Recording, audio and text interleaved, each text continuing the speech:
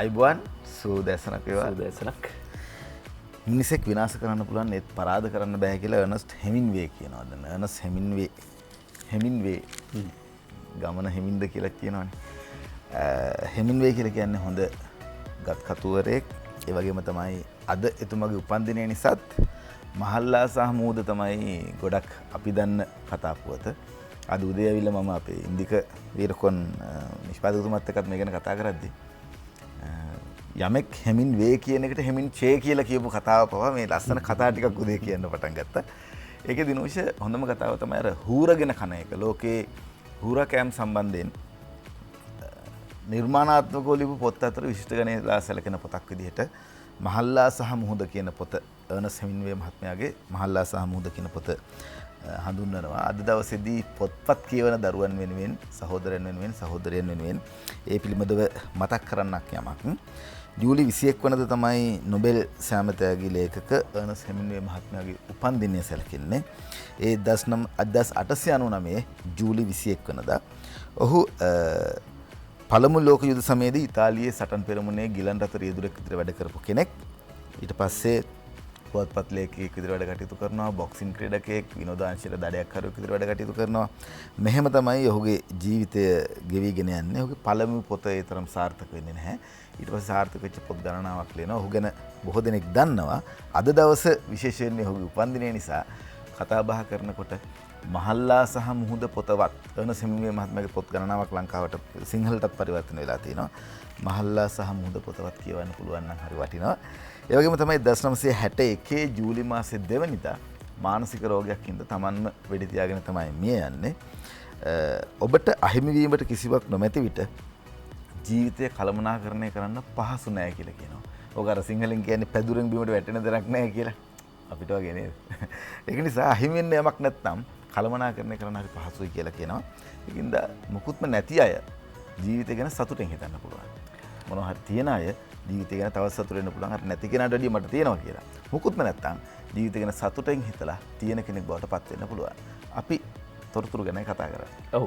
දැන් බුද්ධි කිව්වාගේ අර මහල්ලා සහ මුහුද නවකතාව කළුගෝවිල සිරිල්සේ පෙරේරා මහත්මයා සිංහලට පරිවර්තනය කරලා තියෙනවා. කියවන්න පුළුවන්. දැන් බුද්ධික කිව්වා මේ හෙමින්වේ කියන මේ නොබෙල් සාහිත්‍ය ත්‍යාගලාභියාගේ කතාව උපුටා දක්වමින් ඕනන්ට පැදුරෙන් බිමට වැටෙන්න බය වෙන්න ඕනේ නැහැ කියලා. එහෙම කියලා පැදුරක් විතරක් අයිති කරගන්න ජීවිත ඉලක්කය කරගන්න එක වැඩක් වෙන්නේ නැහැ. හැබැයි ඒ කියන්නේ මේ මහා මැදුරු තියාගෙන ඒ සියල්ල නෑ වගේ ජීවත් වෙන එක තමයි වැඩේ. හරිද? දැන් බුද්ධිකෝයි කියපු කතාවත් එක්ක අපිට යන්න පුළුවන්නේ ඊයේ මේ ජෙෆ් බෙසෝස් ගියානේ අභ්‍යවකාශයට. එතකොට ඊයේ තමයි ලෝකේ හඳට ගියපු දවස. දැන් අවුරුදු 52ක් වෙනවා. අද වගේ දවසක තමයි හඳේ මුලින්ම සටහන තියන්නේ.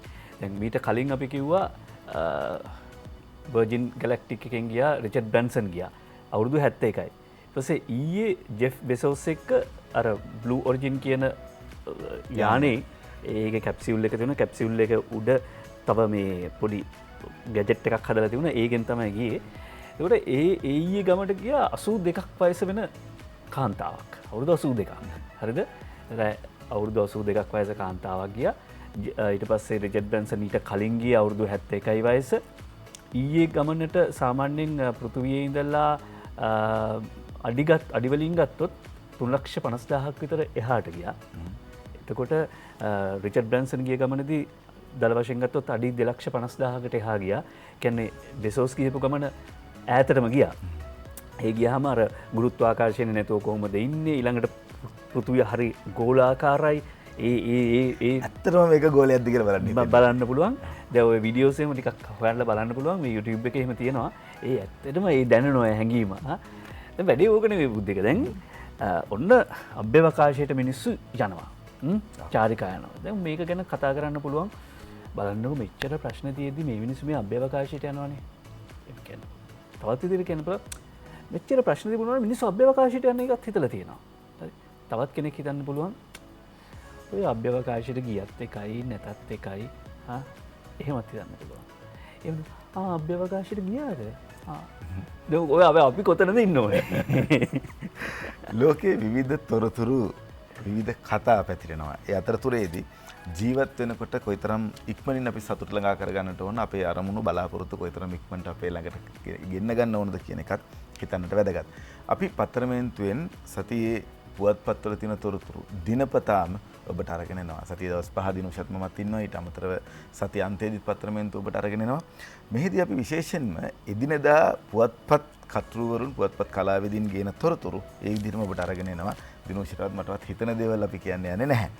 අපි සමාන බුද්ධිකර දැන් කතාව පටන් ගන්නදී කියපු නිසා එක දෙයක් කිව්වොත් හොඳයි කියලා හිතුණා. ඒ තමයි දැන් රිචඩ් බ්‍රැන්සන් මේ ගිහිල්ලා ගමන ගිහිල්ලා ආවයින් පස්සේ ඔහුගෙන් අහනවා දැන් ඉදිරි සැලසුම් ඉදිරි ඉලක්ක මොනවද කියලා. මේ අවුරුදු 71 මහල්ලාගෙන් අහන්නේ. ඔහු කියන මම ඊළඟ අවුරුදු 25 දී ගොඩක් දුරට වැඩිහිටියන් සම්බන්ධයෙන් සමාජ සුබසාධන වැඩ කටයුතු සැලසුම් කරනවා. එතකොට 71 මිනිස්සයා ඉදිරි අවුරුදු 25 ගැන කතා කරනවා. හරිද? අපි අඩු ගන්න ඉදිරි අවුරුදු 5 ගැනවත් හිතලා තියෙනවද? අඩුම වශයෙන් ඉදිරි අවුරුදු 5 ගැනවත් ඔබ හිතලා තියෙනවද? රිචඩ් බ්‍රැන්සන් ගැන ඊයේ කතා කරද්දී ඔහු ඔටිසම් තියෙන දරුවෙක් විදිහට තමයි පුංචි කාලේ ඉඳලා තියෙන්නේ. රිචඩ් බ්‍රැන්සන්ගේ අම්මා තාත්තා ඔහුගේ තියෙන ඉලක්කවලට කවදාවත් පහර ගහන්න ගියේ නැහැ. නැත්නම් ඔහු චිත්‍ර අඳිනකොට, කාටුන් අඳිනකොට හැම වෙලාවකම අම්මත් තාත්තත් උදව් කරා. ඒක නිසා ඔටිසම් තියෙන දරුවෝ ඉන්න අම්මලා තාත්තලා ඉන්නවා නම් ඔවුන් ආඩම්බර වෙන්නට ඕන විශේෂත්වයක් තියෙන දරුවෙක් Tamanට ලැබිලා තිනවා. ඒ දරුවා කොයිතරම් ඉස්සරහට කොයිතරම් අපූර්වත්වයෙන් යුතු වැඩ කටයුතු කරයිද? රිචඩ් බ්‍රැන්සන්ලා වගේ කොයිතරම් ඉන්නවද? අයිසෙක් නිව්ටන්, ඇල්බර්ට් අයින්ස්ටයින් මේ වගේ අති විශාල ප්‍රමාණයක් ඉන්නවා ඔටිස්ටික් රෝග තත්ත්වයන් තියෙන. අද දවස වෙනකොට කොහොමද ලෝකයේ තත්ත්වය කොරෝනා වසංගතය සම්බන්ධයෙන්? ඒ පිළිබඳව තමයි කතා බහ කරන්නේ. 19,22,411ක් කොවිඩ් ආසාදිත වාර්තා වෙනවා. මියගිය සංඛ්‍යාව 41,24,266යි. ඊයේ දවසට විතරක් රෝගීන් වාර්තා වීම සැලකුවොත් 4,93,166ක් වාර්තා වෙනවා. 42,123ක් ඉන්දියාවෙන් වාර්තා වෙන. ඉන්දුනීසියාවේ මැරෙන්න සහ ආසාදනය වෙන රෝගීන් ගාන වාර්තා වෙන්නේ නැහැ හරියට කියලා දැන් ලෝකෙ ලොකු කතාබහකට ලක් වෙලා තියෙනවා. ඊයේ දවසට මරණ 8,067ක් වාර්තා වෙනවා. එයින් 1,425ක් වාර්තා වෙන්නේ බ්‍රසීලෙන්. ඉන්දියාවෙන් ඊයේ දවසට මරණ 489ක් වාර්තා වෙද්දී ලංකාවේ තත්ත්වය කොහොමද කියලා අපිට වාර්තා කරන්න පුළුවන්. අපි උපුටා ගන්නවා සෞඛ්‍ය ප්‍රවර්ධන කාර්යාංශයේ වෙබ් අඩවිය. ඒක යවත් කාලින වෙන්නේ ඊයේ රෑ 10:07ට. ඒ අනුව මේ වෙනකොට 2,87,973ක් ආසාදිතයන් ලංකාවෙන් වාර්තා වෙනවා. එයින් 2,62,828ක්ම සුව වෙලා ගිහිල්ලා තියෙනවා. ඒ අනුව 21,318යි රෝහල් අතරමැදි ප්‍රතිකාර මධ්‍යස්ථානවල ප්‍රතිකාර ලබන්නේ. ඊයේ දවසට 1,554ක් අලුතෙන් රෝගීන් වාර්තා වෙනවා. මේ වෙනකොට මරණ සංඛ්‍යාව 3,870 දක්වා ඉහළ ගිහිල්ලා තියෙනවා. දැන් අද බුද්ධිකයි මමයි දෙන්න පොඩ්ඩක් වැඩිපුර මේ කයිවාරු ගැහුවේ. අද නිවාඩු දවසක්. ඒ කියන්නේ පෞද්ගලික අංශයට නෙවෙයි රජයේ නිවාඩු දවසක්. රජයේ සහ බැංකු නිවාඩු දවසක්. ඒ නිවාඩු දවස ලැබෙන්න හේතුව තමයි අද හජ් උත්සවය. එනිසා අපේ මුස්ලිම් ඥාතීන්ට අපි ප්‍රාර්ථනා කරනවා ඊද් මුබාරක් කියලා. ඊද් මුබාරක් කියලා මේ විදිහට ප්‍රාර්ථනා කරාට කමක් නැහැ. ඊද් මුබාරක් කියලා. අපිට පුළුවන් ජාතික පොත්පත්වල ප්‍රධාන සිරස්තල වලට යන්න. අපි යමු ජාතික පොත්පත්වල ප්‍රධාන සිරස්තලයට.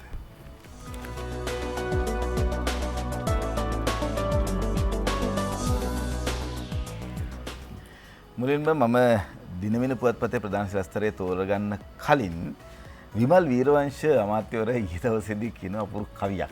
මේ කවියෙන් මේක පටන් ගන්නම්. ගෙනෙන ගෙන්නවලු තොරණ බඳිනවලු තොරණ බඳිනවලු නැටි පර වෙනවලු නැටි පර වෙනවලු බිමට වැටෙනවලු බිමට වැටෙනවලු කොල්ලෝ කනවලු. මෙහෙම තමයි විපක්ෂය ගෙනෙන යෝජනාවලට අන්තිමට සිද්ධ වෙන්නේ කියලා විමල් වීරවංශ අමාත්‍යවරයා කියනවා. අපි බලමු ඊයේ මොකද උනේ කියලා ඔබත් මමත් දැන් දන්නවා. දිනවන පුවත්පතේ ප්‍රධාන පුවත ඇමති ගම්මන්පිලට එරෙහි විශ්වාසභංගය පරාදයි. විපක්ෂ 152යි පක්ෂ 61යි ආණ්ඩුව 3/2 බලය පෙන්වයි. ස්වර්ණා විජේකෝන් නුවන් කොඩිකාර සහ සන්ධ්‍යා කනවරත්න ඉදිරිපත් කරන්නේ ඉන්ධන මිල වැඩි කිරීම ඇතුළු කරුණු කිහිපයක් මුල් කරගෙන මින් බලශක්තිය ඇමති උදේ ගම්මන්පිල මහතාට එරෙහිව සමගි ජන බලවේගයේ මන්ත්‍රීවරුන් 43 දෙනාගේ අත්සනින් යුතුව ඉදිරිපත් කළ විශ්වාසභංග යෝජනාව වැඩි ඡන්ද 91කින් පරාජය කිරීමට ආණ්ඩුව ඊයේ සමත් වුණා. 3/2 බලය නැවතත් පෙන්වුවා. ඒ අනුව සාගරත් විරුද්ධයි රනිල් පක්ෂයි ඊළඟට විජේදාස බදූදීන් ඇවිත් නැහැ. බදූදීන් නම් ලෙඩ වෙලා කියලා කියනවා. විජේදාස රාජපක්ෂ ලෙඩ වෙලාද වෙන ලෙඩක්ද? කොහොම වුණත් විශ්වාසභංගයට විපක්ෂව 152යි පක්ෂව 61යි ගම්මන්පිල දිනු. සජබ දෙකක් ඡන්දය මගහරිති. සජබ දෙකක් ඡන්දය මගහරිති. මහින්දානන්ද අලුත්ගමගේ ඇමතිතුමා පෙරේද කිව්වා දෙන්නෙක් සමගි ජන බලවේගයේ අපිට ඡන්දෙ දෙන්න ඉන්නවා කියලා. ඒ දෙන්නද මේ මග ඇරියේ කියලාත් ප්‍රශ්නයක් ඉන්න පුළුවන්. ජේ.ටී.ද සිල්වා සාම්ටාදා හේරත් කියන්නේ සජබ දෙකක් ඡන්දය මගහරිති කියලා. හරින් ප්‍රනාන්දු මන්ත්‍රීතුමා මේ අතර සිටියා කියලා සඳහන් කර සිටිනවා. ඒ වගේම ශ්‍රී ලංකා මහජන කොංග්‍රසයේ නායක රිෂාඩ් බදූදීන් ඇතුළු එම් පක්ෂයේ අපි මේ මව්බිම් පුවත්පතේ ප්‍රධාන සිරස්තලේ තමයි කියන්නේ. ඒ අනුව ශ්‍රී ලංකා මහජන කොංග්‍රසයේ නායක රිෂාඩ් බදූදීන්ගේ ඇතුළු එම් පක්ෂයේ ඉෂාක් රහුමාන් මුෂාරෆ් යන මන්ත්‍රීවරු විශ්වාසවාංග යෝජනාවට විරුද්ධව තමන්ගේ ඡන්දය පාවිච්චි කළා කියලා සඳහන් කරනවා. අද මව්බිම් පුවත්පතේ ප්‍රධාන සිරස්තලේ දෙන්නේ නැති අර සජබ දෙන්න ඒ දෙන්න වෙන්නේ නැති. සජබේ හරිම් ප්‍රනාන්දු මන්ත්‍රීතුමාත් හිටියේ නැහැ. දිවෙන පුවත්පතේ වාර්තාව දිවෙන පුවත්පත තමයි දියුණු ශිස්සල කියනකොටම ඔබට පෙන්වුවේ. අපි ඒක නැවත වතාවක් පෙන්වන්නම්. පක්ෂව 61ක් විරුද්ධව 152ක් කියලා දෙවෙනි පුවත්පත වාර්තා කරනවා. විශ්වාස භංගයෙන් ගම්මන් පිළ දිනුම් සජබ රනිල් ජාතික ජනබලවේගයේ TNA ගම්මන් පිළට විරුද්ධයි. හරේන් චමින්ද විජේදාස රිෂාඩ් ඇතුළු 11ක් ඇවිත් නැහැ. රතන හිමිය ඇතුළු විපක්ෂයේ 4කුත් විශ්වාස භංගයට විරුද්ධ වෙති කියලා සඳහන් කරනවා. අකිත පෙරේරා රනිල් ධර්මසේන මේ වාර්තාව ඉදිරිපත් කරන්නේ.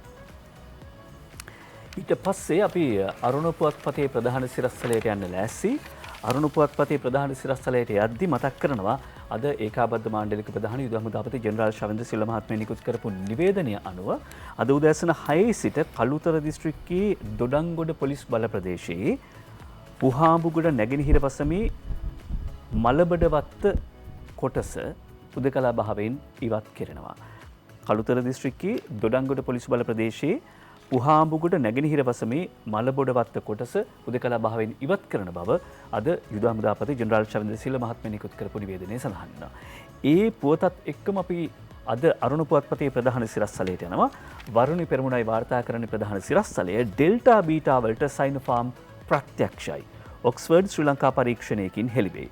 ව්‍යාප්ත වෙමින් පවතින ඩෙල්ටා සහ බීටා කොවිඩ් ප්‍රභේදවලට සයිනෝෆාම් එන්නතෙන් හොඳ ආරක්ෂාවක් ලැබෙන බව තහවුරු වී ඇතැයි ශ්‍රී ජයවර්ධන ප්‍රවිශ්වවිද්‍යාලයේ ආසාත්මිකතා ප්‍රතිශක්තිකරණ සහ සෛල ජෛව විද්‍යායතනයේ අධ්‍යක්ෂ ආචාර්ය විශේෂඥ වෛද්‍ය චන්දිම ජීවන්දර මහත්මයා සඳහන් කර සිටිනවා. ඒ අනුව සයිනෝෆාම් එන්නත් මාත්‍රා 2ම ලබාගෙන සති 6ක් සම්පූර්ණ කළ පුද්ගලයන්ගේ ශරීරයේ ප්‍රතිශක්තිය 95%කට වඩා වැඩි ප්‍රතිශක්තියක් ඇතිවන බව සඳහන් කරනවා. ඒ කියන්නේ සාමාන්‍යයෙන් ගත්තොත් කොවිඩ් ආසාදනය වුණාට පස්සේ ස්වාභාවිකම ශරීරයේ ගොඩනැගෙන ප්‍රතිශක්තිය හා සමාන ප්‍රතිශක්තියක් සයිනෝෆාම් එන්නත මගින් ලැබෙනවා කියලා. ඒ වගේම මේ අධ්‍යයනය සඳහා කොළඹ නගරයේ විශේෂිත නියදයක් ලෙස පුද්ගලයන් 323 දෙනෙකුගේ ජෛව රුධිර සහ සාම්පල් ලබාගෙන තිබෙනවා. පුද්ගලයන් 36 දෙනෙකුගේ ජෛව සාම්පල් යොදාගෙන තිබෙනවා. සති 6ක කාලයක් සිදු කළ මේ අධ්‍යයනයේදී තහවුරු වුණු කරුණු වලට අනුව සයිනෝෆාම් එන්නත ලබාගත් අවුරුදු 20ත් 39ත් අතර වයස් කණ්ඩායම පුද්ගලයන්ගේ ප්‍රතිදේහ 98.9කින් වර්ධනය වී තිබෙන බව ආචාර්ය චන්දිම ජීවන්දර මහත්මයා සඳහන් කරනවා. ඒ අනුව ජයවර්ධන ප්‍රවිශ්වවිද්‍යාලය සහ ඒකෙන් ඔක්ස්ෆර්ඩ් ශ්‍රී ලංකා පරීක්ෂණයකින් තහවුරු වෙනවා මේ ඩෙල්ටා බීටා ප්‍රභේදවලට සයිනෝෆාම් එන්නත ප්‍රත්‍යක්ෂයි අද්දුටුයි කියලා. සමහර නිගමන වලට එන්න කාලය කල් වැඩි කියලා හිතෙන්නට පුළුවන්. කොමුණත් මේ කරපු පරීක්ෂණ තහවුරු කරනවා. මොකද සමහරු මට අහවල් එන්න තැනකන් කියලා එන්නත ලබා ගැනීමේ අවස්ථාව මගහරිනවා. ඊළඟට අපිට මේ වගේ පහසුකම් නැහැ කියලා ප්‍රශ්න කරනවා. ඒ විතරක් නෙවෙයි ඊයේ මහාචාර්ය චන්න ජයසුමන මහත්මයා සඳහන් කරා මේ සිනෝවැක් එන්නත ලබා ගැනීම සඳහා කොයිතරම් අරගලයක් රට ඇතුලේ කරන්න සිද්ධ වුණාද කියලා, කොයිතරම් බරපතල අරගලයක් කරන්න සිද්ධ වුණාද කියලා. ඒ අනුව ඩෙල්ටා බීටා වලට සයිනෝෆාම් ප්‍රත්‍යක්ෂයි එන්නත විද ගන්න. අද පුවත්පත වාර්තා කරලා තියෙන මුල් පුවතට යන්නට සූදානම්. ශ්‍රී ලංකාවේ කොවිඩ් 4 වෙනි රැල්ලේ මුල් කොටස අතළඟ වගේ එකක් තමයි තියෙන්නේ. ශ්‍රී ලංකාව කොවිඩ් 4 වෙනි රැල්ලේ මුල් කොටස ළඟ ඩෙල්ටා ප්‍රභේදය රට තුළට ඇවිල්ලා තියෙනවා. ඒ දවස්වල තද සංචරණ සීමා පනවද්දී ඒ රටට තරජනයක් වුණේ නැහැ. ඒ නිසා මේ ඩෙල්ටා ප්‍රභේදය වැඩි කල නොගොස් අපේ රටේ 50%කට වඩා ජනතාවකට ආසාදනය වෙලා. ඒ තමයි මූලිකම රෝගය බවට පත් වෙන්නේ කියන එක අපිට සැකයකින් තොරයි කියලා සඳහන් කරනවා. අපිට වැදගත් වෙන්නේ ජනතාව මේ රෝගයෙන් කොහොමද ආරක්ෂා කරගන්න පුළුවන් කියන එක විදියයි කියන එක ශ්‍රී ලංකා වෛද්‍ය සංගමේ සභාපතිනි විශේෂඥ වෛද්‍ය පද්මා ගුණරත්න මහත්මිය ඊයේ මාධ්‍ය හමුවක් පවතුමින් කියා සිටියා.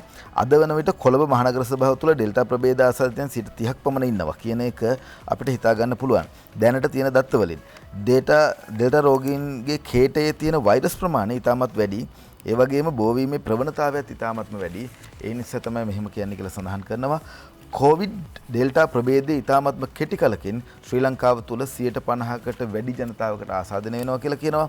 එන්නත මත විශ්වාසී තබා රෝගය හා රෝගීන් පාලනය කිරීම හෝ ජනතාව ලෙස පෙර සිටි පරිදි සිටිය හැකිද යන්න සඳහන් කිරීම මිත්‍යාවක් කියලාත් සඳහන් කරනවා. ඒ වගේම තමයි අවශ්‍ය සුදුසු පියවර ජනතාව ලෙසත් රජය විසිනුත් ඉතාමත් ඉක්මනින් ගත යුතුයි කියලා ශ්‍රී ලංකා වෛද්‍ය සංගමය අනුතුරු අඟවනවා කියලායි සඳහන් කරන්නේ අද පුවත්පතේ මුල් පුවත. අද අරුණ පුවත්පත තවදුරටත් ওই කාරණාව ගැන විස්තර කරනවා. ඒ කියන්නේ කොළඹ නගරයේ 20ක් 30ක් ඉන්න පුළුවන්ද? ඒ ප්‍රශ්නට උත්තරයක් සාකච්ඡා කරනවා. අපි ප්‍රධාන සිරස්වල කිව්වෙන් පස්සේ ඒ පුවත අරගනිමු ඉහළට. ඇමති සංගම් සාකච්ඡා බිඳ වැටේ ඔන්ලයින් ගුරු වර්ජනය දිගටම. රංජන කස්සුරි වාර්තා කරන්නේ ලංකාදීප පුවත්පතේ ප්‍රධාන සිරස්වලය. ගුරු සහ විදුහල්පති සංගම් අධ්‍යාපන ඇමති මහාචාර්ය ජී.එල්. පිරිස් මහතා සමග ඊයේ පැවැතු සාකච්ඡාව විසඳුමකින් තොරව අවසන් වුණා.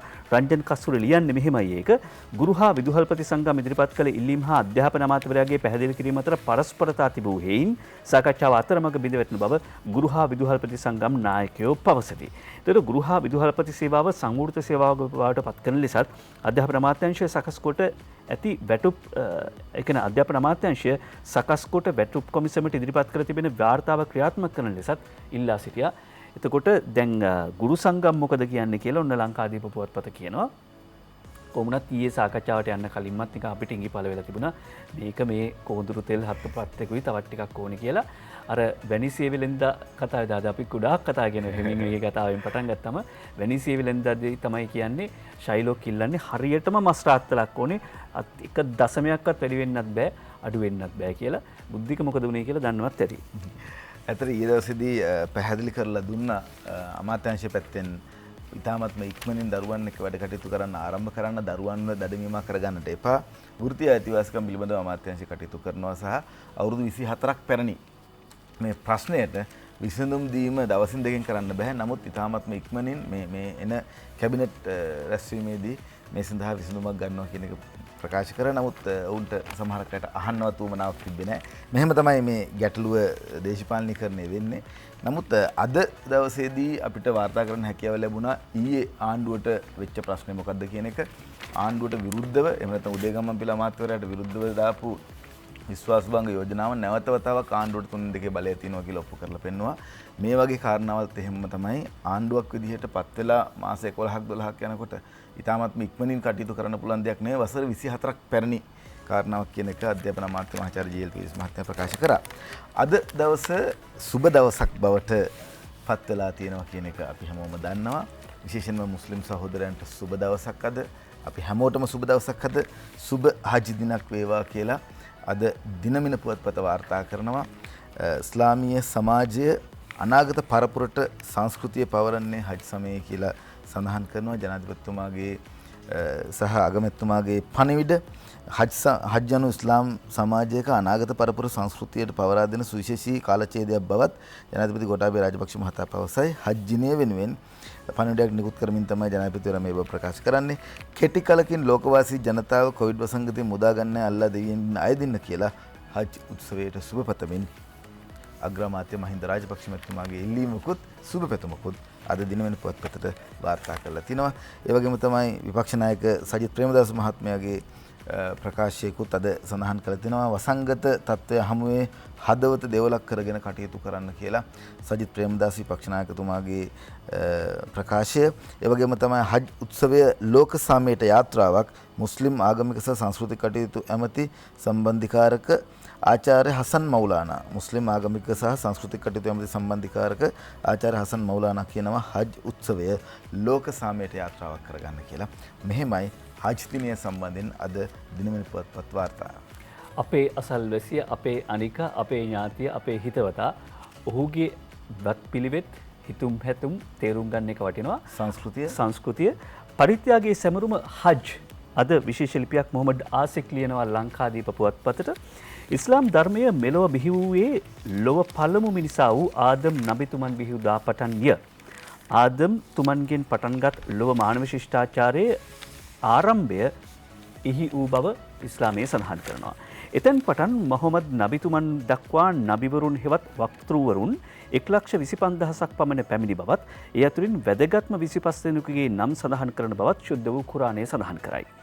මෙලෙස ලොවට බිහි වූ නබිවරුන් අතර වැදගත්ම නබිවරයෙකු වන ඊබ්‍රාහීම් නබිතුමන් සහ එතුමන්ගේ පවුලේ සමාජිකයන් ඉස්ලාමය වෙනුවෙන් කළ පරිත්‍යාග සහ බැඳුණු සිදුවීම් මේ හජ් වන්දනා සමය සමග බැඳී පවතී. හජ් වන්දනය හා බැඳුණු සියලු සිදුවීම් ඊබ්‍රාහීම් නබිතුමන්ගේ සමය එතුමන් විසින් කරන ලද උත්තරීතර පරිත්‍යාගයක් පදනම් කරගෙන සිදු කරන ලද්දක් බැවින් හජ් උත්සවය පරිත්‍යාගයේ උත්සවයේ ලෙසද හැඳින්වෙනවා. එතකොට අපේ ඉස්ලාම් බැතිමතුන් මුස්ලිම් ජාතිකයන් ඉස්ලාම් බැතිමතුන් අද මේ හජ් උත්සවය සමරන්නේ ඔවුන්ගේ ප්‍රධාන වගකීම් පහෙන් එකක් විදිහට තමයි හජ් සඳහන් කරන්නේ. මොහොමඩ් ආසික් මේ ලියුම්කරුවා සඳහන් කරනවා පරිත්‍යාගයේ උත්සවය, සාමය උත්සවය, දයාවේ උත්සවය බුද්ධික ඒ අනුව අපිට කියන්නේ මේ දේශපාලනය නිසා මේ ඈත්වීම වෙනුවට අපිට නව සංවාදයකට යන්න මේ සියලු ජන කොටස් එක මවකගේ දරු කැල බැවිනා යමු වී නොපමා කියලා ඒක සංවාදයකට එන්න මේ හජ් දිනයත් හොඳ අවස්ථාවක්. මොකද අපි අර හජ් දිනය ගැන කියද්දී පහුගිය කාලේ දිනෝෂය ස්වාධීන රූපවාහිනී සේවයේදී ඔය හසන් මෞලවි මේ වගේ මෞලවිවරු බොහෝ දෙනෙක් විශේෂයෙන්ම ඔය හසන්ත හෙටියාරච්චි ඉදිරිපත් කරන දොරමඩලා වැඩසටහනට එහෙම සම්බන්ධ වුණා. එහිදී අපි දිගින් දිගට දැකපු කතාවක් තමයි මුස්ලිම් කියන ජන කොට්ටාශය එහෙම නැත්නම් ඉස්ලාම් ධර්මය වැඩි වශයෙන් අරාබියෙන් තමයි ලියවිලා තියෙන්නේ. නමුත් ලංකාවේ දැන් සිංහලට පරිවර්තන වෙලා තිනවා. අපිටත් පුළුවන් නම් මේක කියවන්න. එහි කොයිතරම් ගැඹුරු ධර්මයක් සහ සරලව ජනතාවට තේරුම් කරලා දීලා තියෙනවද? ප්‍රශ්න ගොඩක් අඩු වෙන නැත්නම් අපි ඔක්කොම මේ පෙට්ටිවල ඉඳගෙන ඔයා හිතනක මම දන්නේ මං හිතනක ඔබ දන්නේ මේ විදිහටනේ තියෙන්නේ. මෙන්න මේක වෙනස් වෙන කාලයක් තමයි මේ තියෙන්නේ. හැම වෙලාවකම හජ් කාලෙදී ඔවුන්ගේ ධර්මය, ඔවුන්ගේ සංස්කෘතිය අනිත්යට ප්‍රචාරය කරනවා. ඒක Tamanගේ කණ්ඩායම එය වැළඳ ගන්නවට අමතරව අනිකුත් කණ්ඩායම් එහෙම නැත්නම් ඔවුන්ගේ අනිත් සහෝදර ජාතීනොත් මේක කියවලා තිබ්බනම් ඇත්තටම ඔවුන් කවුද කියන එක අපිට තෝරගන්න පුළුවන්. බෞද්ධ සංස්කෘතියත් ඔවුන් දැනගත යුතුයි. ඔවුන්ගේ සංස්කෘතියත් අපි දැනගත යුතුයි. එතකොට ඔය දිනෝෂ කියන එකම අවකගේ දලුත් කරලා වැවිනා යමු වී නොපමා අපි පමා වෙන්නේ නැතුව ඉදිරියට යන්නට හැකියාව ලැබෙයි කියලා විශ්වාසයක් තියෙනවා. ඔව් ඔය දෙමටකොට තියෙනවා මේ පොත් සාප්පුවක් සිංහලෙන් ලියවිච්ච කියවලා බලන්න පුළුවන්. දැන් අද අපේ චාමරි කියනවා මේ වටලප්පන් එහෙම ලැබේ නේද කියලා. එනේ වටලප්පන් රස විඳින්න අපි කැමති. අපේ මුස්ලිම් හිතවතුන්ගේ ගෙවල් වලින් එවන. ඒ වගේම ඔවුන්ගේ දර්ශනය, ඒ කියන්නේ ඔවුන්ගේ දර්ශනය, ඔවුන්ගේ සිතුම් පැතුම් ඒවත් අපි සමීප කරගන්න එක, ඒවත් විඳින එක තමයි වටින්නේ. දැන් අලි ශබ්රි වගේ ඇමතිවරයෙක් ඔහු කියනවනේ අපි ගුත්තිල ඉගෙන ගත්ත මුස්ලිම්වරු කියලා. ඒ වගේම ඉම්තියාස් බාකිර් මාකර් හිටපු මන්ත්‍රීවරයා. හරිද? දැන් එතුමලට මේ දේ කරන්න තිබුණා. මේ සංවාදය. එස්.එම්.ආර් මන්ත්‍රීතුමාගේ තාත්තා සිංහල ගුරු උපදේශකයෙක්. හැබැයි යන්න ඕනේ මගේ එක නෙවෙයි. දැන් ඒ නිසා දෙන්නම එක ඉස්කෝලේද? නෑ මාතර. හරිද? මේ සංවාදයට තමයි අපි යන්න ඕනේ. ඒ නිසා මුස්ලිම් විවාහ නීතිය වෙනස් කරන්න කැබිනට් අනුමැතිය මේක මුස්ලිම් සමාජිනුත් වෙන ඉල්ලීමක්. කාති උසාවිය අහෝසියටත් අවධානය නයනතරංග ගමගේ උදේචී වේකනායක වාර්තා කරන්නේ ඉස්ලාමීය ධර්මයේ අදහන පුද්ගලයන්ගේ විවාහයන් මුස්ලිම් නීතිය යටතේ පමණක් සිදුවිය යුතු යන නීතිමය තත්ත්වය වෙනස් කිරීමේ මූලික පියවර රජය ආරම්භ කර තිබෙනවා. දැනට මුස්ලිම් ජාතිකයන්ගේ විවාහ සහ දික්කසාද පාලනය කරන්නේ මුස්ලිම් විවාහ හා දික්කසාද පනත යටතේ. ඒ අනුව සාමාන්‍ය නීතියෙන් වෙනස් වන එම මුස්ලිම් විවාහ නීතිය යටතේ විවාහ සිදු කරන ලබන්නන් කාතිවරුන් යටතේ කෙරෙන්නේ මේ මුස්ලිම් විවාහ හා දික්කසාද පනත කාන්තාවන් වෙනස්කමකට භාජනය කරනු ලබන බවටත් දීර්ඝ කාලයක් තිස්සේ මුස්ලිම් කාන්තා සංවිධාන, මුස්ලිම් ප්‍රජා විද්වතුන් වගේම මුස්ලිම් නීතිය පිළිබඳ විද්වතුන් ඉල්ලා සිටියා. ඒ අනුව තමයි මේ තත්ත්වය සලකා බැලීමෙන් අනතුරු මුස්ලිම් විවාහ සාමාන්‍ය සිවිල් නීතිය යටතේ සිදු කිරීමට හැකිවන ආකාරයෙන් වත්මන් විවාහ නීතිය සංශෝධනය කිරීමට කැබිනට් මණ්ඩල අනුමැතිය හිමිව තිබෙන්නේ. ඉස්ලාම් ආගම අදහන තැනැත්තන් විවාහ ලියාපදිංචි කිරීමේ ආඥා පනත යටතේ විවාහ වීමට අපේක්ෂා කරන්නේ නම් ඔවුන්ට මේ ආඥා පනත යටතේ පාලනය කිරීමට හැකිවන පරිදි සිවිල් නඩු විධාන සංග්‍රහය සහ සිවිල් නඩු විධාන සංග්‍රහය ඇතුළත් විවාහ නඩු කටයුතු පිළිබඳ කාර්යපටිපාටිය සංශෝධනය කිරීමට අධිකරණ ඇමති අලි ශබ්රි මහත්මයා ඉදිරිපත් කරපු යෝජනාවට කැබිනට් මණ්ඩලයේ අනුමැතිය ලැබලා තියෙනවා. ඉස්ලාම් භක්තිකයෙක් සාමාන්‍ය විවාහ ආඥා පනත යටතේ සාමාන්‍ය විවාහ නීතිය යටතේ විවාහ වෙන්න පුළුවන් තැනකට එනවා. අපි සාමාන්‍ය මුස්ලිම් සමාජයත් එක්ක යම් දේවල් ඔළුවේ කුකුසක් ඇති කරගත්ත පාස්කු ප්‍රහාරය නිසා. නමුත් අපි හැමෝම දැන් මේ වෙනට දන්න කාරණාව තමයි මුස්ලිම් සමාජයට අවශ්‍යතාවයක් තිබෙන්නේ නැහැ පාස්කු ප්‍රහාරයක් සිදු කරන්න. ඒක යම් අන්තවාදීන් විසින් සිදු කරපු දෙයක්. එහෙමනම් ජනතා විමුක්ති පෙරමුණේ කැරල වෙලාව අපිට කියන්න බෑනේ මේ සිංහල මිනිස්සු මිනිමරුවා කියලා. නැත්තම් ඔය කොටි කලබල වෙනකොට කියන්න බෑනේ දෙමළ මිනිස්සු මිනිමරුවා කියලා. ඒක නිසා මේක සමාජය දැන් දන්නවා මොකද්ද මෙතන සිද්ධ වෙලා තියෙන්නේ කියලා. පාස්කු ප්‍රහාරයේදා සැකකරුවන්ට මේ මාසය පාස්කුදා ප්‍රහාරයේ සැකකරුවන්ට මේ මාසයේ අවසානයේ පෙර නඩු කියලා අද දිනමනි පුවත්පත වාර්තා කරනවා. ඇමති සරත් වීරසේකරගේ ප්‍රකාශයක් මේ සඳහන් කරන්නේ. සුභාෂිනී සේනානායක තමයි මේ වාර්තාව දිනමනට ගොනු කරන්නේ. පාස්කු ඉරිදුන ප්‍රහාරයට අදාළ සැකකරුවන්ට මේ මාස අවසන් වීමට පෙර නඩු පවරන බව මහජන ආරක්ෂක ඇමති සරත් වීරසේකර මහතා දිනමනට ඊයේ ප්‍රකාශ කරා. නඩු පැවරීමට අදාළ කටයුතු සිදු කරමින් පවතින බවත් තමන්ට නීතිපතිවරයා දැනුම් දුන් බවත් ඒ මහතා කුඩා හිඩසකින් හෝ අපරාධකරුවන්ට රිංගා යාමට අවස්ථාවක් නොදෙන බවත් ප්‍රකාශ කරා කියලා අද දිනමින වාර්තා කරලා තියෙනවා. ඊට පස්සේ අපි යනවා අරුණ පුවත්පතට. අරුණ පුවත්පත මුල් පිටේ වාර්තා කරනවා පිළියන්දලින් හමු 106න් 5කට ඩෙල්ටාදයි සැක.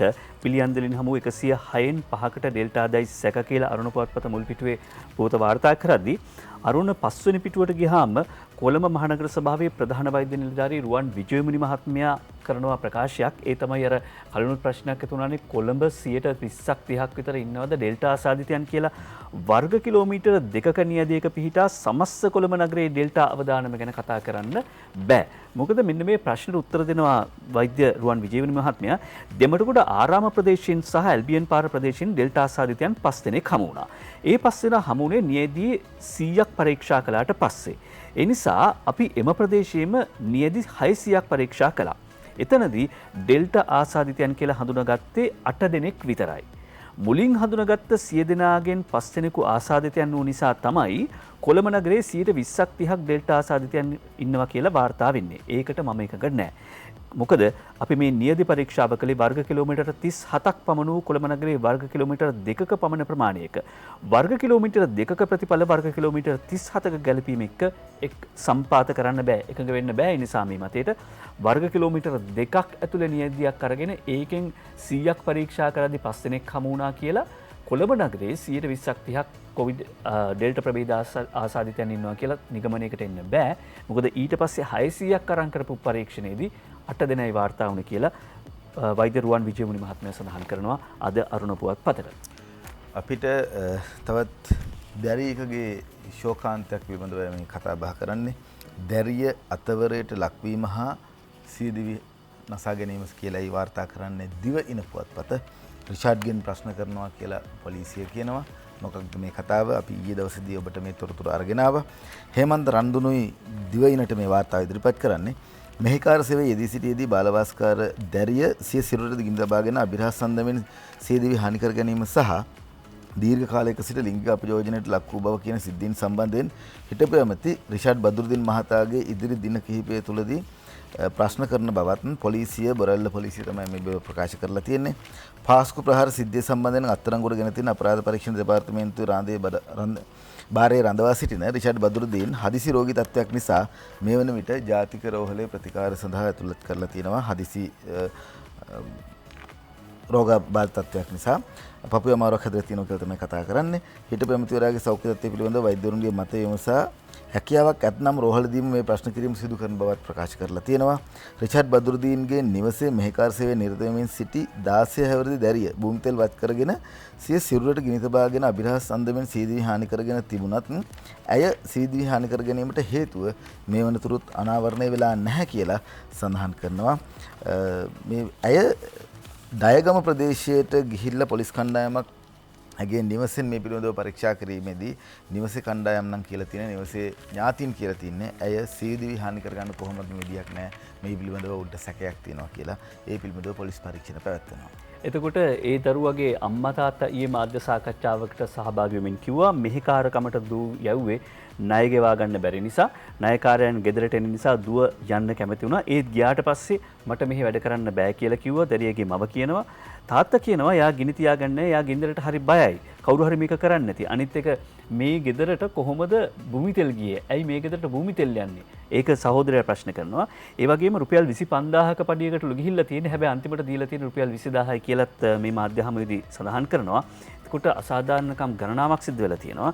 ඒ වගේම අද දැරියට අපයෝජනය කළ අය අල්ලන්න කොළඹින් ඩයගමට පොලිස් කණ්ඩායම් මන්ත්‍රීවරු 4 දෙනෙක් සාධාරණ පරීක්ෂණයක් ඉල්ලති කියලා අරුණ පුවත්පත වාර්තා කරද්දී වයස 15ක දැරියක් මේක. වයස 16යි.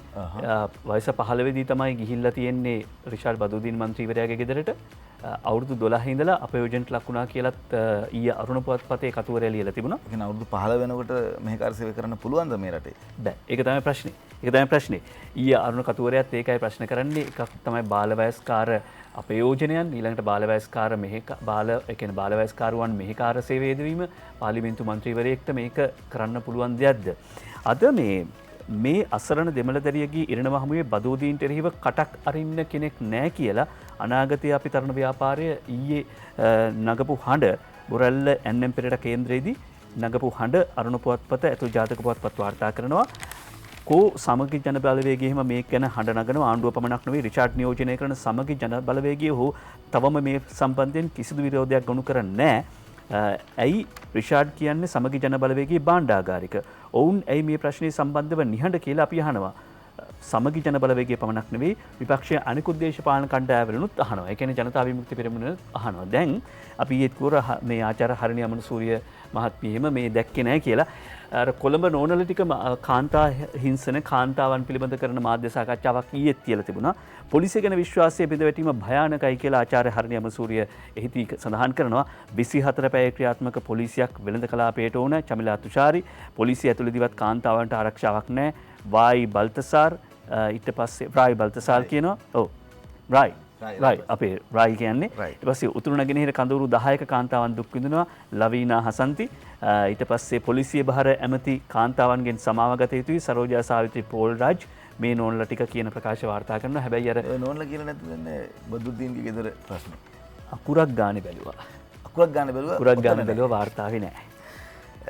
ඊයේ දවසේදී අපි මතක් කරා ඊ වැඩසටහන අවසන් වෙන්න ඔන්න වෙන්න තියද්දිත් අපි කිව්වා සඳුන් උයන ජනතාවයට පත් කරනවා කියලා අග්‍රාමාත්‍යතුමාගේ අතින්. නමුත් අග්‍රාමාත්‍යතුමා නෙවෙයි අග්‍රාමාත්‍යතුමාගේ පුරුත්තරත්නය නාමල් කැබිනට් අමාත්‍යවරයා නාමල් රාජපක්ෂ අමාත්‍යවරයා තමයි ඊයේ දවසේදී මේ විවෘත කරේ. අද ඡායාරූපයක් එක්ක අද පුවත්පත වාර්තාව පළ කරලා තියෙනවා.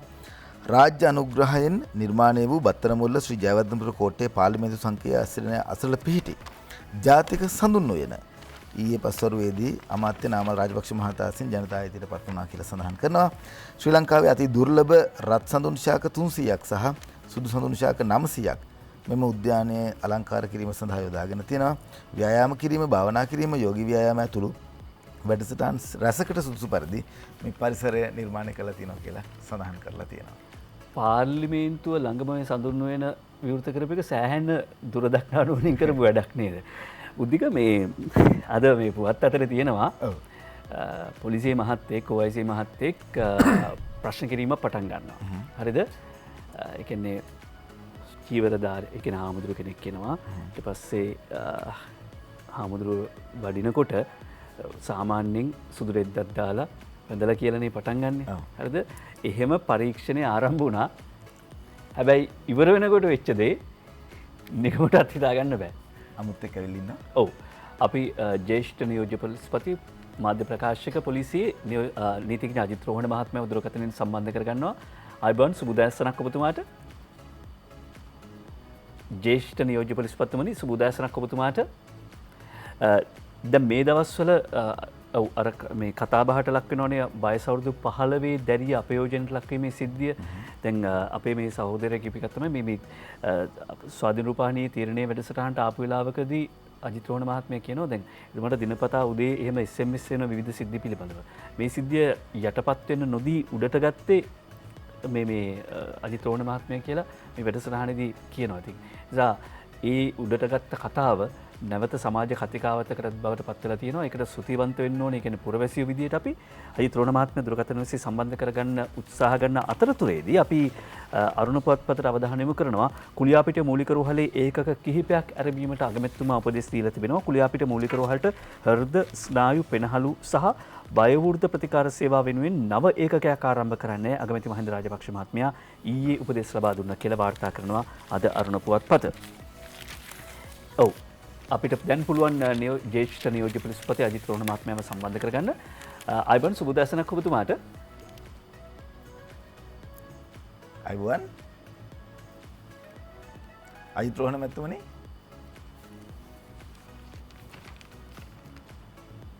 ඔව් සම්බන්ධ කරගන්න. එතුමා නිහඬ වෙලාවත් එතුමා නිහඬ කළවත් නෙවෙයි දුරකථන මාර්ගවල ගැටලුවක් තියෙන්නේ. ඊට පස්සේ අපි මම යන්නම් දිවයින පුවත්පතට සම්බන්ධ වෙලා තියෙනවා. හරි. අයිබන් සුබ උදෑසනක් ජ්‍යෙෂ්ඨ නියෝජ්‍ය පොලිස්පතිතුමනි. අයිබෝන් සුබ උදෑසනක්. ඔව්. අපි කෙලින්ම මාතෘකාවට එන්නම්. දීර්ඝ සතියන්තයක් ආරම්භ වෙනවා. එහා මෙහා යන්න දැන් ඉතින් එන්නත ගත්ත. ඒක නිසා අපිට පුළුවන් කියලා නිකන් නිකමට හිතවිල්ලක් ඇවිල්ලා ඇති. ඒක එහෙම සුදුසුද? පොලිසිය කොයි වගේද ඇස් අරගෙන ඉන්නේ? ඔව් ඇත්තටම අද ඉඳලා අපි විශේෂ වැඩපිළිවෙලක් ක්‍රියාත්මක කරනවා. බදාදා බ්‍රහස්පතින්දා සිකුරාදා සෙනසුරාදා ඉරිදා මේ දින 5ක කාලය තුල විශේෂයෙන්ම මේ පළාත් සංචරණ සීමාවලට අදාළ නියෝගය ඒ ආකාරයටම ක්‍රියාත්මක වෙනවා. ඒතකොට පළාත් සංචරණ සීමා ක්‍රියාත්මක වෙන හින්දා පළාත් අතර ගමනාගමනයක් සිද්ධ වෙන්න බෑ. ඔව්. ඊට අමතරව අපි ඉල්ලා සිටින්නේ ජනතාවගෙන් ඔබට මතක ඇති පෞද්ගලිය අප්‍රේල් 12 13 14 15 මේ කාල පරිච්ඡේදය තුළ ජනතාවගේ හැසිරීම. ඒකේ ප්‍රතිඵලයක් හැටියට අපිට සති 5කට ආසන්න කාලයක් රට වහලා තියන්න වුණා අකණ්ඩව. ඉතින් ඒ නිසා එවැනි සත්‍යයක් ඇති නොවීමට කටයුතු කිරීම හැම පාර්ශවයක්ගේම වගකීමක්. දැන් සමහර වෙලාවට ඔබ කිව්වා වගේ අපි එන්නත ලබාගෙන තිබෙනවා. එහෙම නැත්නම් දැන් කොවිඩ් රෝගීන් බිහිවීම අඩුයි. ඒක නිසා අපි විනෝද වෙනවා එහෙම කියලා නැවත කොළඹින් පිටට දැන් බස්නාහිර පළාත තුන උනත් කොළඹින් පිට වෙන පැතිවලට ගිහිල්ලා නැත්නම් වෙනත් පැතිවල ඉන්න කට්ටිය තව විවිධ චාරිකා තම පළාත තුල හෝ සංවිධානය කරගෙන කටයුතු කළොත් අර දුර තබා ගැනීම කියන සංකල්පයට පටහැනිව කටයුතු කළොත් නැවත කුකුරු අණු කුකුරු නිර්මාණය වෙන්න පුළුවන්. ඒ නිසා අපි ජනතාවගෙන් ඉල්ලා සිටින්නේ මේ දින 5 කාල පරිච්ඡේදයේ සෞඛ්‍ය නිරෝධායන රීතීන් වලට අනුගතව කටයුතු කරන්න. ඒ වගේම අපි මෙහෙයුම් ක්‍රියාත්මක කරනවා. එකක් පළාත් මායිම් වල අනෙක් කාරණේ තමයි මේ පළාත් ඇතුලේ විශේෂයෙන්ම මුහුණු ආවර්තන නීතිය සම්බන්ධව. ඒ නිසා ඒ වැඩිපුර පොලිස් සදාරින් අපි යොදවලා තියෙනවා වෙනදට වඩා අද ඉඳලා දින 5ක් කාලයක් තුල මෙහෙයුම් කරන්න. ඉතින් නිරන්තරයෙන්ම සෞඛ්‍ය පුරුදු වලට අනුගතව කටයුතු කරන්න කියන ඉල්ලීම තමයි කරන්න තියෙන්නේ. ඒ වගේම පොදු ප්‍රවාහන සේවා, පුද්ගලික ප්‍රවාහන සේවා තුලදී වුණත් ගමන් කිරීමේදී ඒ සෞඛ්‍ය රීති අනුගමනය කරන්න තමුන්ගේම වාහනයක් වුණත් දැන් කීපකින් යාළුවෝ මිත්‍රයෝ ඒ වාහනේට ඇතුළට අරගෙන වාහනේ ගමන් කරනවා නම් ඒ රෝගයේ ව්‍යාප්ති වීමේ අවදානමක් තියෙනවා. ඒ නිසා මේ සියලු කාරණා ගැන අවධානයෙන් යුතුව කටයුතු කරන්න කියලා ඉල්ලනවා. හොඳයි. ඒ වගේම අර වයස අවුරුදු 15 දැරියා පහරණට ලක්වීම සිද්ධිය පිළිබඳව ඔබතුමා අවධානය යොමු කළා. ඒ සිද්ධිය උඩට ගත්ත සමාජ කතිකාවතකුත් ඇති වෙලා තියෙනවා. හැබැයි මේ රිෂාඩ් බදූදින් මන්ත්‍රීවරයාගේ ගෙදර සිද්ධිය සම්බන්ධයෙන් උද්ඝෝෂණ කරන්න ඕනද ප්‍රකාශයක්වත් සටහන් කරගන්න? ඇයි නීතිය හිමින් ක්‍රියාත්මක වෙනවද? උද්ඝෝෂණ කරන්න ඕනද? එහෙම නැත්නම් පොලිසිය නීතිය ක්‍රියාත්මක කරන්නේ නැද්ද කියලා වගේ සමාජයේ ප්‍රශ්නයක් තියෙනවා. ඔව් ඒක හොඳ ප්‍රශ්නයක්. දැන් මේ දැරිය පසුගිය අවුරුද්දේ ඔක්තෝබර් මාසයේ තමයි මේ නිවසට රැගෙන තිබෙන්නේ. ඇය මේ නිවසේ මාස 8කට 9කට ආසන්න කාලයක් ඉඳලා මිය ගියා. මිය ගියාට පස්සේ මේ මරණය සම්බන්ධයෙන් දැන් මහේස්ත්‍රාත් පරීක්ෂණය පැවැත්වෙනවා. පශ්චාත් මරණ පරීක්ෂණ වාර්තාව ඉදිරිපත් කළා තියෙනවා. ඒතර ගරු අධිකරණය ඉදිරියේදී ප්‍රකාශයට පත් කරાવી මේ මරණයට හේතුව. ඒකට පශ්චාත් මරණ පරීක්ෂණ වාර්තාව වගේම අනිකුත් සාක්ෂි අධිකරණයේ ඉදිරියේ මෙහෙයවීමට නියමිතව තිබෙනවා. ඒතකොට එහිදී අනාවරණය වෙන කරුණු මත ඇගේ මරණය සම්බන්ධයෙන් අපිට ක්‍රියාමාර්ග ගන්න පුළුවන්, අත්අඩංගුවට ගැනීම කරනවා කරන්න පුළුවන්. හැබැයි ඒ සාක්ෂි ඔක්කොම ලියලා තියෙන්නේ. ඒතකොට ඒ තීරණය ලබා දීමෙන් පසු එක පැත්ත. අනික් පැත්ත තමයි දැරියගේ පශ්චාත් මරණ පරීක්ෂණ වාර්තාවේ සඳහන් කරුණු. ඇය දීර්ඝකාලීන අපයෝජනයකට ලක් වෙලා තියෙනවා කියලා සඳහන් වෙලා තියෙනවා. ඒ කාරණාවට අදාළව අපි විමර්ශන සිදු කරනවා. දැන් ඊයේ විමර්ශන කණ්ඩායම් දෙකක් මේ දැරිය මුලින්ම පදිච්ච වෙලා ඉඳලා තියෙන්නේ අවිස්ථාවේල්ල කිරිවන්දල ප්‍රදේශයේ පුවක් පිටියේ ඒ ප්‍රදේශයට ගිහිල්ලා තාක්ෂි ගණනාවක් සටහන් කරා.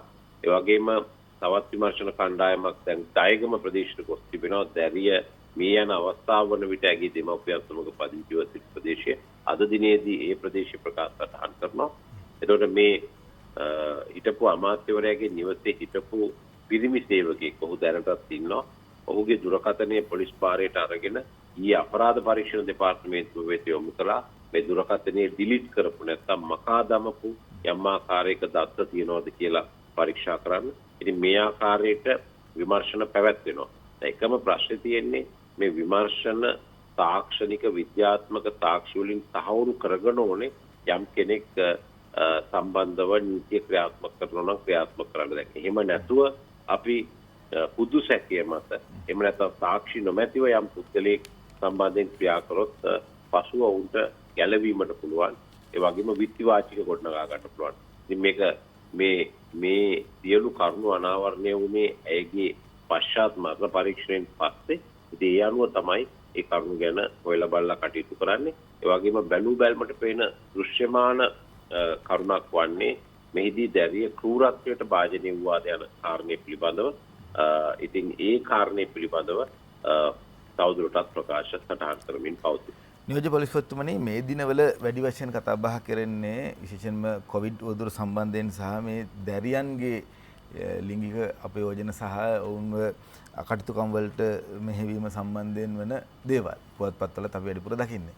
එතකොට අනිත් පැත්තෙන් මත්ද්‍රව්‍ය සහ ඒ වැටලීම් සම්බන්ධයෙන් සහ පාතාලය සම්බන්ධයෙන් වැඩි වශයෙන් කතා බහට ලක් නොවුණත් අපි විශ්වාස කරනවා පොලිසිය මේ පිළිබඳව නිරන්තරයෙන්ම අවධානයෙන් ඉන්නවා කියලා. මම ඒ පිළිබඳව තොරතුරු ටිකක් ඔබතුමාගෙන් දැනගන්න කැමතියි. මේ වන විට රටේ තත්ත්වය මොකක්ද? දැන් මේ වන විට සම්පූර්ණයෙන්ම අපිට බලපෑම් වලට යටත් නොවි කටයුතු කරන්න හැකියාව ලැබිලා තියෙනවද? එහෙම නැත්නම් ඒ පිළිබඳව ඒ තරම් උනන්දුවක් නැද්ද? පොලිසිය තොරතුරු දැනගන්න කැමතියි. දැන් පොලිස් මාධ්‍ය ප්‍රකාශකවරයා හැටියට වගේම ජ්‍යෙෂ්ඨ නියෝජ්‍ය පොලිස්පති අපරාධ සහ රථවාහන හැටියට කටයුතු කරන්නේ මම. එතකොට මේ ළමා හා කාන්තා කාර්යාංශය තියෙන්නේ මගේ පාලනය යටතේ. ඒ වගේම අපරාධ කොට්ටාශය තියෙන්නේ මගේ පාලනය යටතේ. මත්ද්‍රව්‍ය විනාශක කාර්යාංශය තියෙන්නේ මගේ පාලනය යටතේ. ඒකම විශේෂයෙන්ම සංචාරකින් පිළිබඳ කොට්ටාශය, ඒ වගේම මේ ඇඟිලි සලකුණු කාර්යාංශය, මේ ඔබ කිව්වේ කාරණාවලට සම්බන්ධ ආයතන බොහොමයක් තියෙන්නේ මගේ අධීක්ෂණය යටතේ. මම එක දෙයක් පැහැදිලිවම කියන්න ඕනේ. මේ අපි ළමා අපචාර ළමා අපයෝජන ගැන මම තමයි මාධ්‍යට මේවා කියන්නේ. මේ මාධ්‍යට මම මේ කරුණු ගැන කියන්නේ මෙවැනි කරුණු පිළිබඳව වළක්වා ගැනීමට අවශ්‍ය පියවර ගන්න අදාළ පාර්ශවයන්ට දැනුම් දෙන්න. කවුද පාර්ශවයන්? දෙමව්පියෝ තමයි මේ කරුණු උදේට හැමදාම මාධ්‍යට, විද්‍යුත් මාධ්‍යට, මුද්‍රිත මාධ්‍යට දැනුම් දෙන්නේ මේ සිද්ධි ගැන. මේ දැනුම් දෙන හින්දා තමයි මේ ගැන කතිකාවතක් ඇති වෙන්නේ. එහෙම නැතුව මේ ලංකාවේ ළමා අපරාධවල වැඩිවීමක් නැහැ. දකුණු ආසියාවේ හෝ ලෝකයේ තියෙන ළමා අපරාධ වලට සාපේක්ෂව අපි අඩුම මට්ටමක ළමා අපරාධ වාර්තා වෙන රටක් තමයි අපේ රට. ජනගහනයේ ලක්ෂයකට සාපේක්ෂව. දැන් ඔබ බැලුවොත් අපේ රටට අල්ලපු ඉන්දියාවේ මේ තත්ත්වය ඉතාම වැඩි. ළමයි දූෂණයට ලක්වීම අපේ විදිහට. අපිට අල්ලපු අනිත් පැත්තේ මාලදිවයින ගත්තත් මේ වයසේ ළමුන් අපිට වඩා ජනගහනයේ ලක්ෂයකට සාපේක්ෂව අනුපාතයක් හැටියට ගත්තොත් වැඩි. ඉතින් අපි මේ තොරතුරු දීලා කතිකාවතක් නිර්මාණය කරන්න උත්සාහ කරන්නේ ලංකාවේ මේ ළමා අපරාධ රැල්ලක් තියෙන ගැන කියන්න නෙමෙයිද. ඒක අනිත් පැත්තට තමයි භාවිතා වෙන්නේ. අපරාධ සිද්ධ වෙනවා. හැබැයි සාපේක්ෂව මේ ලෝකේ ළමා අපරාධ වැඩිම රට ආසියාවේ හෝ දකුණු ආසියාවේ රට අපි නෙමෙයි. අපි ඊට වඩා ඉතා හොඳ මට්ටමක ඉන්නවා. මේ කරුණු දිනපතා අපි කියලා ඉදිරිපත් කරන්නේ මේ තුලින් තවදුරටත් මේවා වළක්වා ගන්න උත්සාහ කරන නිසා. ඒක නිසා පොඩි බාධා කිරීමක් ජ්‍යෙෂ්ඨ නියෝජ්‍ය පොලිස්පතිතුමනි, දැන් ඔය අනාවරණයන් නිසා විදිහට පුවත් මැවෙන නිසා මෙතෙක් හැංගිලා එහෙම නැත්නම් බයෙන් ලැජ්ජාවෙන් නොකිය හිටපු සිද්ධි දරුවෝ එලි කරන්න පෙළඹිලා තියෙනවද? එහෙම ප්‍රවණතාවක් තියෙනවද? ඔව්, එහෙම ප්‍රවණතාවයක් තියෙනවා. දැන් සාමාන්‍යයෙන් මේ වගේ සිද්ධි වලින් භාගයට භාගයක් වැහිලා තියෙන්නේ. මේවා එලි කරන්නේ නැහැ. දැන් අපි බැලුවොත් එහෙම අර ගල්කිස්සේ සිද්ධ වෙච්ච ඒ අවුරුදු 15ක දැරියගේ සිද්ධිය අපි 41 දිනක් අත්අඩංගුවට ගත්තා. මේ මොකද අපි උපරිම වශයෙන් තාක්ෂණික උපයෝග කරගත්තා. Viber, WhatsApp, email ඒ වගේම Facebook මේවා ඔක්කොම හඹා ගියා. දැන් ඉස්සර වගේ සිද්ධියක් වුණා නම් කරන්නේ එයාව ඒ අවස්ථාවේදී අපවිජනයට ලක් කළපු තැනත් අත්අඩංගුවට ගන්නවා. අපිට තාක්ෂණයක් තිබුණෙත් නෑ ෆෝන් පරීක්ෂා කරන්න, දත්ත පරීක්ෂා කරන්න. එතනින් මේ විමර්ශනයේ අවසන් වෙනවා. දැන් එහෙම නෙමෙයි. අපි නවීන තාක්ෂණයකින් සන්නද්ධ වෙලා තියෙන හින්දා අපි හඹාගෙන යනවා. ඉතින් ඒවා ජනතාවට ඉදිරිපත් කරන්නේ විශේෂයෙන්ම එහි තවදුරටත් මේවා වළක්වා ගන්න අවශ්‍ය පියවර ගන්න. ඊළඟට ඔබ ආව මත්ද්‍රව්‍ය ගැන ඒ වගේම විශේෂයෙන්ම සංවිධානාත්මක අපරාධ ගැන සංවිධානාත්මක අපරාධ පාලනය කරලා තියෙනවා. ඒ වගේම මත්ද්‍රව්‍ය පිළිබඳ මෙහෙයුම් අඛණ්ඩව ක්‍රියාත්මක කරනවා. මත්ද්‍රව්‍ය ජාලය හඹා ගොස් පෞද්ගලික දවස්වල බෝට්ටු වලින් ගිය අය, බෝට්ටු වල මේ පදවපු අය, ඒ අය පවා අපි අත්අඩංගුවට ගැනීමට ක්‍රියා කළා. ඒ මෙහෙයුම් අඛණ්ඩව ක්‍රියාත්මක කරනු ලබනවා. සමාවෙන්න එක කෙටි ප්‍රශ්නයක් අහන්න. දැන් කවුරු හරි දරුවෙක් මේ විදිහේ සිද්ධි ලැජ්ජයි බයයි කාටවත් කියන්න බයයි ලැජ්ජයි කියලා හැංගිලා ඉන්නවන් නම් ඔබතුමා දෙන උපදේශ කෙටියෙන් දැනගන්න කැමතියි. ඔව් ඊටාම ඉක්මනින් ළඟම තියෙන පොලිස් ස්ථානයේ ළමා හා කාන්තා කාර්යාලයට ගිහිල්ලා ඒකේ ඉන්න කාන්තා ස්ථානාධිපතිනිය හමු වෙලා ඒ කාරණේ කියන්නේ කිසිම බය වෙන්න දෙයක් නැහැ. අපි ඒ අයට දඬුවම් කරන්න ඕනේ. වගේම ඒ විස්තර සපයන අයගේ අනන්‍යතාවය අපි ආරක්ෂා කරනවා. ටෙලිෆෝන් එකෙන් වගේ එහෙම කතා කරලා කියන්න පුළුවන්ද? අනිවාර්යයෙන්ම ටෙලිෆෝන් එකෙන් කතා කරන්න විශේෂ අංක හඳුන්වලා දීලා තියෙනවා. ඒ අංක වලට කතා කරන්නත් පුළුවන්. ඒ වගේම ළඟම තියෙන පොලිස් ස්ථානයට කතා කරන්නත් පුළුවන්. කිසිම දෙයකට බය වෙන්න අවශ්‍ය නැහැ. ඒ වගේම පැකිලෙන්න අවශ්‍ය නැහැ. අපේ රාජකාරිය ඔබ ආරක්ෂා කරන කිදී ඒ රාජකාරිය අපි ඉෂ්ට කරනවා. බොහොම ස්තුතියි නියෝජ්‍ය පොලිස්පතිතුමන්, ජ්‍යෙෂ්ඨ නියෝජ්‍ය පොලිස්පතිතුමන්, ඒ වගේම තමයි නීතිඥ අජිත් රෝහණ මැතිතුමන් අපිත් එක්ක කතා බහ කරා. ඕනම ප්‍රශ්නයක් ප්‍රශ්න 5ක් එක දිගට ඇහුවත් මෙන්න කියලා විදලා වෙන් කරලා උත්තර දෙනවා. බොහොම ස්තුතියි ඔබතුමන්ට. අද දවසේදී දිව ඉන පුවත්පතේ වාර්තාවක් ඔබට ඉදිරිපත් කරන්න සූදානම්. විශ්වාසයේ බොරු සද්ද විශ්වාසභංග පරාජයෙන් පුස්වැඩි වුණා කියලා අද අගමැති මහින්ද රාජපක්ෂ මහතාගේ කතාවක් තමයි නෝමන් පලිහවඩන ඉදිරිපත් කරලා තියෙන්නේ. විශ්වාසභංග යෝජනාවෙන් විපක්ෂ ලැබූ පරාජය දෙස බලන විට ආණ්ඩුව අතිවිශිෂ්ට ජයග්‍රහණයක් ලබා ඇතයි අගමැති මහින්ද රාජපක්ෂ මහතා ඊයේ ප්‍රකාශ කරා කියලා සඳහන් කරනවා. ඒත් එක්කම තමයි දිවෙන පුවත්පත වාර්තා කරනවා ඉදිරියේදී රජයත් ගෑස් ගෙන්නනවා කියලා අද බන්දුල උන්වර්ධන මහත්මයාගේ කතාව ඉදිරිපත් කරලා තියෙනවා. ලීටර් 18 ගෑස් සිලින්ඩරයක උපරිම සිල්ලර් මිල 1150යි. ගෑස් මිල වැඩි කරන කිසිසේත්ම ඉඩ දෙන්නේ නැහැ කියලා වෙළඳ ඇමති බන්දුල ගුණවර්ධනගේ කතාව අනුර බාලසූරිය අද ඉදිරිපත් කරලා තියෙනවා දිවෙන පුවත්පතට. ගෝලීය ආර්ථික අර්බුදය හමුවේ ගෑස් මිල ඉතා විශාල වශයෙන් ඉහළ යාමත් සමග ඒ සඳහා වන ගෙවීම් හා අනිකුත් වියදම් පිළිබඳව සලකා බැලීමේදී මෙරට වෙළඳපොළ තුළ අත්‍යවශ්‍යම ගෑස් මිල වැඩි කිරීම සිදු කළ යුතුයි. නමුත් පවතින ආර්ථික අර්බුදය හෝ ජනතාව තවත් පීඩාවට පත් කිරීමට නොහැකි බැවින් ජනාධිපති අගමැති ප්‍රමුඛ කැබිනට් මණ්ඩලය විසින් ගෑස් මිල පහත හෙළීමට පියවර ගනු ලැබූ බවයි අමාත්‍යවරයා ප්‍රකාශ කරලා තියෙනවා. ඔව් ගෑස් මිල ගැන කිව්වම හාල් මිල, වී මිල සහ හාල් මිල ගැන හාල් රුපියල් 20කින්වත් අඩු කරන්න ඕනේ කියලා මුදල් ඇමතුමා බැසිල් රාජපක්ෂ මැතිතුමත් ඊයේ කියලා තිබුණා. ඒතර වී කිලෝ 52කට උඩින් බෑ. රජය සහ මෝල් හිමියන් අතර ගිවිසුම් අජිත් අලහකෝන් කියද්දි හාල් කිලෝක මිලෙන් රුපියල් 20කට වඩා අඩු කරන්න පුළුවන් කියලා රාජ්‍ය ඇමති සිරිපාල ගම්ලත් මහත්මයා කියනවා. මේක මහින්දානන්ද අලුත්ගමගේ ඇමතුමා කිව්වටත් වඩා විශ්වාසයි සිරිපාල ගම්ලත් ඇමතුමා කියපු හින්දා හාල් කිලෝක මිල රුපියල් 20කින් අඩු කරන්න පුළුවන් කියලා. මේ මෝල් තියන අය දන්නවනේ අඩු කරන්න පුළුවන්ද බැරිද කියන. ඒ නිසා මහින්දානන්ද ඇමතුමා කිව්වට වඩා විශ්වාසයි. උද්දික මේ හරි කියලා කියන වෙලාව.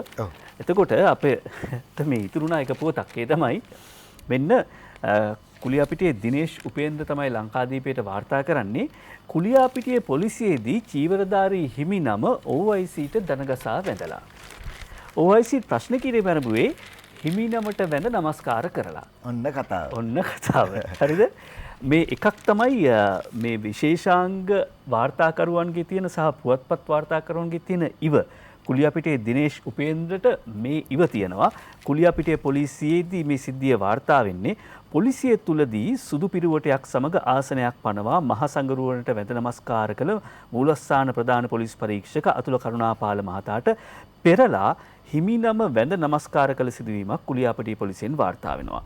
කොවිඩ් අවදානම සහිත පසුබිමක හිමිනමක් හා සහයට දරුවන් දෙදෙනෙකු සම්මාදමේ යෙදමින් ගෙන්ගෙට යාම සම්බන්ධයෙන් ඊට විරෝධය පෑ ගම්මුන් පිරිසක් පොලිසිය දැනුවත් කිරීමත් සමග වහාම ක්‍රියාත්මක වූ පොලිසිය ජිප් රථයකින් අදාළ හිමිනම සහ සහායකයා පොලිසිය වෙත රැගෙන ඒමට කටයුතු කළා.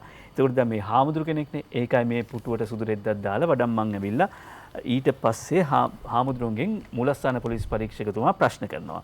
ඊට පස්සේ දැන් මුලින්ම හාමුදුරුවන්ට වැඳලා ප්‍රශ්න කිරීම පටන් ගත්තා මූලස්ථාන පොලිස් පරීක්ෂකතුමා. මෙන්න ටික වෙලාවකදී මූලස්ථාන පොලිස් පරීක්ෂකතුමාට වැඳලා අර චීවරධාරිය කෙනා අනේ බුදු මහත්වයම සමාවෙන්න මම බේරගන්න මම හාමුදුරු කෙනෙක් නෙවෙයි.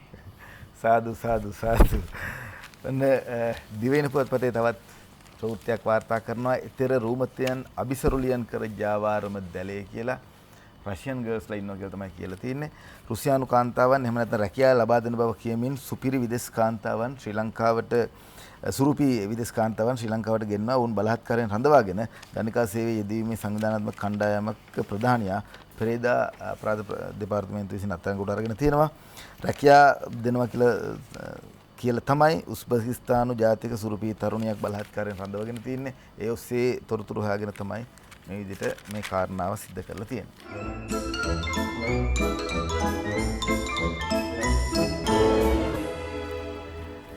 කාට හරි තොණ්ඩුවක් දාන්න යනකොට තව කෙනෙක් ලනුව ගන්න එක හරිම සතුටු කතාවක්. මේ දේශපාලනේ අරුණ පුවත්පතයි මේ කාටුනේ ඉදිරිපත් කරන්නේ. හසන්ත විජයනායක අරුණට මේ නිර්මාණය කරන්නේ. සාගර කාර්යවසම් තෙල්මිල විරෝධය කියන තොණ්ඩුව දාන්න ගියේ උදයගම්මන් පිළ අමාත්‍යවරයාට. හැබැයි ඒකේ ලනුව කෑවේ සජබේ නායකයා සජිත් ප්‍රේමදාස මැතිතුමා. ලනුව ගිල්ලනේ. ලනුව ගිල්ල ලනුව කෑවේ ලනුව. එතකොට දැන් ඔය කතාවටම අදාළයි අනුරාධ හිරිපිටියගේ ඕකයි තත්ත්වේ දිවයිනෙන් තෝරගන්නේ. විශ්වාසය දිනා ගම්මන් පිළ හොඳට රෙස්පෙක්ට් ගතිය අරගෙන යන විට ඇඟට කාර්යවසම් සාගර ඇඳ පිළිවෙලකට කිරිබත් උයාගෙන ආවා පෙරමගට. හසන්ත විජයනායකගේ හුරේරා පොකට් කාටුනේ ඇමතිකමක් නොලැබීම ගැන SB ඉන්නේ කලකිරීමෙන්ලු. SBට විද්‍යාත්මක සුසුකම් නැතුව ඇති සර් කියලා කියන. මොකද විද්‍යාත්මක ඕනේ ඇමතිකම් දීලා තියෙන්නේ. ඒ හසන්ත විජයනායකගේ හුරේරා. දාසට පේන විදියට ලංකාදීප පුවත්පතට කාටුන් නන්නේ දාසට පේන විදියට ඕන්න ජනාධිපතිතුමා නිකන් මුට්ටිය දාලා බලන්නයි හදන්නේ. දෙවනි වාරය මුට්ටිය දාලා බලන්නයි හදන්නේ. අද පුවත්පතේ කාටුනේ අපි තෝරගත්තා පුංචි දරුවන්ට වෙන ඉරණම සම්බන්ධයෙන් කාන්තාවන්ට වෙන ඉරණම සම්බන්ධයෙන් තමයි මේ නිර්මාණය කරලා තියෙන්නේ. ඔවුන්ට යදම් දාලා තියෙනවා. ඇත්තටම මේ වෙන අපයෝජන අපචාර සිද්ධි සම්බන්ධයෙන් තමයි කාටුන් ශිල්පියා ඒ කතාව දකින්නේ. පංකජ රුවින්දගේ සරදම ලංකාදීපෙන් තෝරගන්නේ රනිල් මොකද්ද සර් කරන්න ගියේ? අනුන්ගේ සීනි කිරන්න. දිවයින පුවත්පතේ චමෝත් ශ්‍රී පද්මශ්‍රීගේ ශ්‍රී සමයන් චමෝත් පද්මශ්‍රීගේ ශ්‍රී සමයන් ආණ්ඩුව කොහොම වෙතත් විශ්වාස භංගයේදී පොදු සතුරා හඳුනා ගන්න බැරි වුණේ විපක්ෂයට බා. ආණ්ඩුවට කොහොම වෙතත් විශ්වාස බන්ධයේදී පොදු සතුරා හඳුනා ගන්න බැරි වුණේ විපක්ෂයට බා. කවුද? කාර්යවසම්ද? ශ්‍රීකාන්තගේ ශ්‍රී දූපත තෝරගන්නවා දින මින පුවත්පතෙන් වී මිලයි හාල් මිලයි තීරණය කරන්නේ ආණ්ඩුව කියලා කෘෂිකර්ම ඇමති කියනවා බං. එතකොට සර් ඩඩ්ඩිට කරන්න දෙයක් නැහනේ. MD වීරරත්නගේ මරිසිපාල පොකට් කාටුනය මව්බිම් පුවත්පතට නිර්මාණය කරන්නේ. එදා තෙල් මිල සූත්‍රයට hina වුණාලු. අදත් තිබුණා නම් hina වෙන්න තිබුණා. එදා තෙල් මිල සූත්‍රයට hina වුණාලු. අදත් තිබුණා නම් hina වෙන්න තිබුණා. ඔව් ඕකේ මෙවර කරමු. අංජනගේ කාටුනය එදා තෙල් මිල සූත්‍රයට hina වුණා කියලා එරාන් කියනම බං. hina වුණා නෙවෙයි hina ගියා. hina වුණා නෙවෙයි hina ගියා. අපි සූදානම් වැඩසටහන අවසන් කරන්න හෙට දවසේදීත් පත්‍රමේන්තුව තියෙනවා. ඒ වගේම තමයි අපි දිගින් දිගටම ඔබට මතක් කරා කොහොමද පරිස්සම් වෙන්න ඕන කියලා. ඩෙල්ටා තියෙනවා බස්නාහිර පළාත කොළඹ ගත්තොත් එම 30ක් විතර තියෙනවා කියලා කණ්ඩායමක් කියනවා. තව කණ්ඩායමක් කියනවා 30ක්ම නැතුව ඇති කියලා. කොහොම වුණත් ඩෙල්ටාත් තියෙනවා ඇල්ෆාත් එන්න තියෙනවා. දැනට කොවිඩ් වසංගතය මේ රටේ හැමතැනම පැතිරලා තියෙන නිසා අපිට පරිස්සම් වෙන්න වෙනවා. ඉදිරි දවස් 5 කොහෙවත් යන්න නැතුව ගෙදරටම වෙලා ඉන්න. ඔව්. මුවාවරණ පළඳින්න අපි ගිහින් ඉන්න.